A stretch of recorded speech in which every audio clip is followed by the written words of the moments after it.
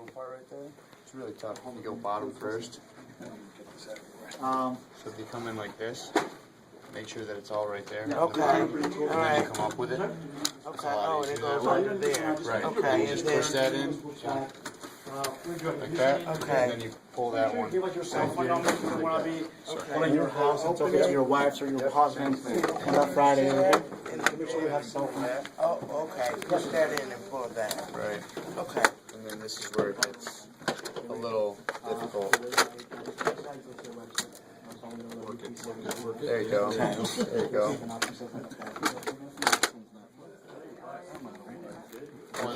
Yeah, that's where we would put it, it's right there. These are beer from Buffalo. I want to get more. I mean, I fixed computers remote access. I mean, like all of the Malaysia and Let me ask you, this ain't I wanted to put my cell number on the. You didn't put your cell phone number? No. It's okay. Hey Joe, do you have the list? Yes, Where is it? right here. We have a whole number. We don't want to talk to husbands. No, The husband might be trying to. We call him then later, right? He works. He works late too. Just scratching him and just let it go. Right. You're right. What's your name again? So Thank you.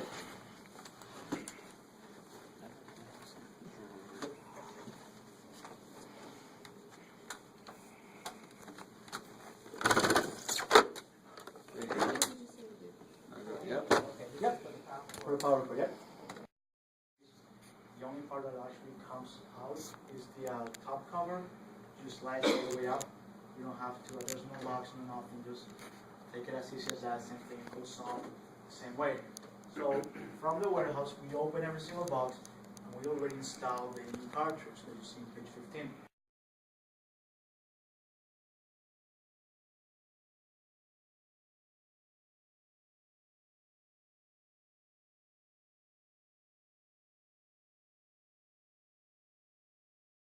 Following that screenshot because it did not come out there. It will only come out once the computer jumps in. Click activate later. We're gonna plug in hundreds, literally hundreds of the PCs at the same time into the network. We're gonna be joining hundreds of PCs to the domain at the same time.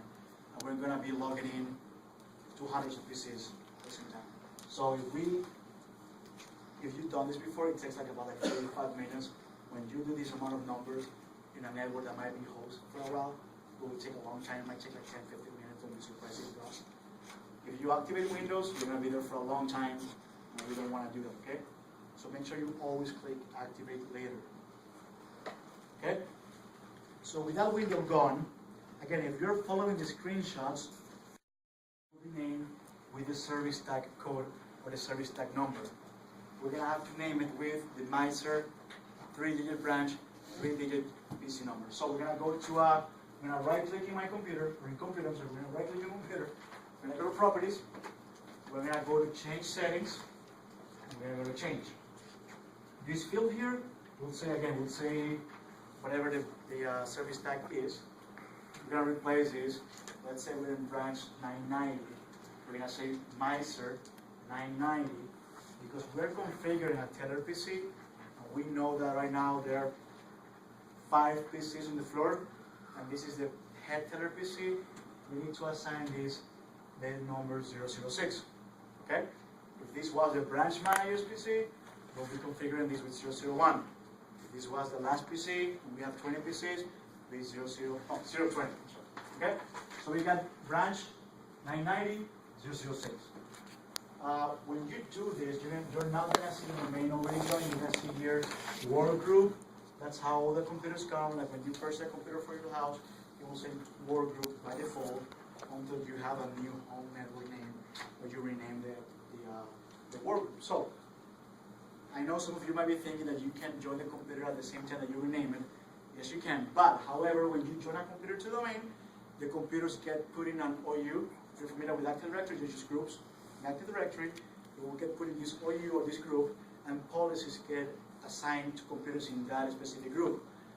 When you do that, when you join the computer domain and for some reason there's something that goes wrong and it doesn't get assigned to the right OU and then you try to log in for the first time, you might not be able to do it, and then you have to log into the server, open Active Directory, you have to reset the computer station name, you have to delete the object, and then rename, and then rejoin the computer to the domain, right? Right now, we do not have credentials to log into servers. We are just gonna do the delivery and installation of hardware. We're not gonna deal with servers. That's this role.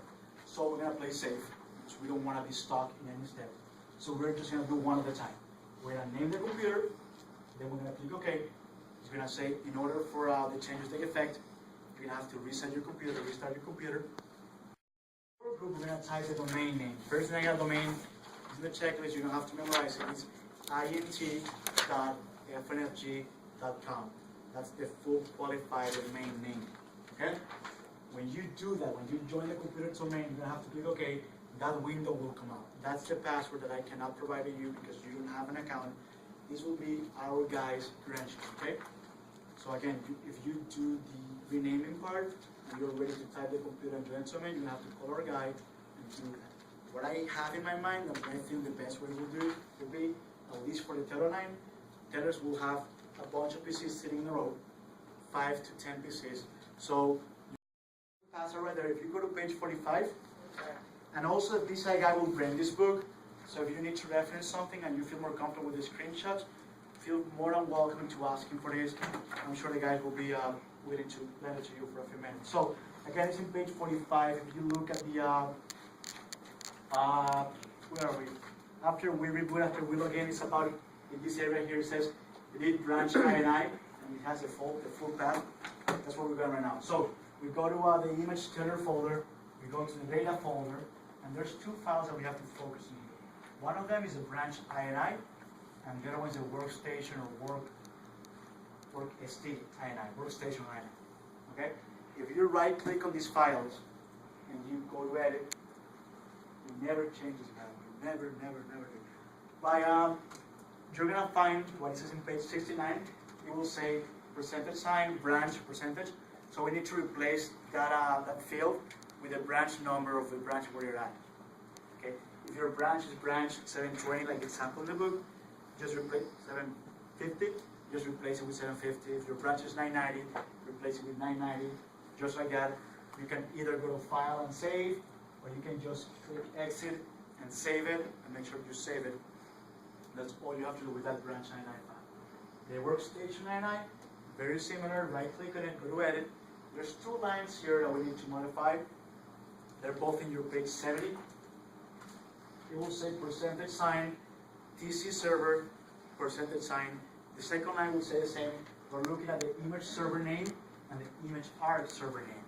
So, like I mentioned before, we need to replace these fields with a TC server name, which I already told you what the name is, right? It's 4-digit number 0, name of the branch, TC. So we're replacing that. If your branch is branch, what do we say, Joe? 720? 720? It will be 0, 720, TC. Same thing, the other line, 0, 720, TC. It's just a TC server name. Okay? Again, you can have this book, and there's very good screenshots in page 70, so you should be able to follow. Okay? So we change those 209 files. You can do that. If our guy logs you into the computer, you can go ahead and take care of that part for him or for you too. Now, the other thing that we need to change, I mentioned the Windows registry key. To access Windows registry, the easiest way is go to Start, Windows Vista, Windows 7 have the search bar. So just type regedit, and click Enter. The Windows registry will open right in the path where you want to be. That's how the image was configured. Don't worry about having to browse to this location. If by any chance you have to, it's no checklist too, and it's very simple. Just go to the HALM, then you go to the WASAL, something like here. WASAL Financial Systems, Remote Capture, and then you go to here. Again, it will always open this window. I never seen another computer that opens a different window. So the thing that we want to modify here is the branch server key. Just double click on it or right click on it and go to modify. It will say the same thing. It will say TC server. We want to replace this with the same third capital server name, which is 0, 3-digit branch number, TC. Okay? Then you click OK, you can close the Windows registry. Now, some of you might be thinking, hey, we're modifying Windows registry. Should we back it up before we do? It's all absolutely is the best practice. Every time you touch a computer and you modify the Windows registry, you should back it up. It's not the case for our purposes. We're not touching any key that will affect the OS or the operating system, so we're not going to corrupt anything. If you notice that Joe just made a change right now, he just closed it. He didn't even ask to reboot. It's a minor Windows registry key that will not affect the PC performance, so don't bother about having to back up the registry before making any changes, okay? You can see the whole ribbon. Now you see this band. If you don't see any knots over here, that means that it's fine. If you see any slack in here, we can tighten with this knob counterclockwise, the second arrow here, so just like the other way around. To remove this thing, in case you have to, just pull down the cover of the head, and then just take the ribbon all the way up. It's fairly simple. There's no tapes, no nothing. Just make sure these two things go in the holes. Put it in there. Grab the head, just put it from the bottom to up. And make sure there's no knots or anything in the ribbon. You need to tie it up again, just use this fairly simple, right? Will there be a spare ribbon in case? Now, for most of the things, if something goes bad, like the right thing to do will be, first of all, identify this place.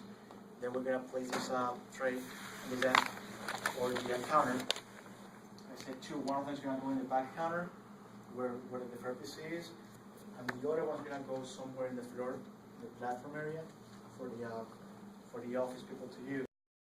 Before you place it, make sure you have the display and the front tray, and also you have like the right tray in here, make sure you're not like in an angle or like 90 degrees or anything like that. So again, just grab it, lift it up, then make sure you have all the right sides, make sure you should just match the tray. It should just fall right in place just like it did right now. The toner will come already inside the printer. You don't have to take the toner out. The toner just goes up and down just like that. Again, you don't need to force anything. Take the toner out. There's going to be some more packing materials underneath the toner. Take all the things out. Some foam, some piece of plastic, and that kind of thing.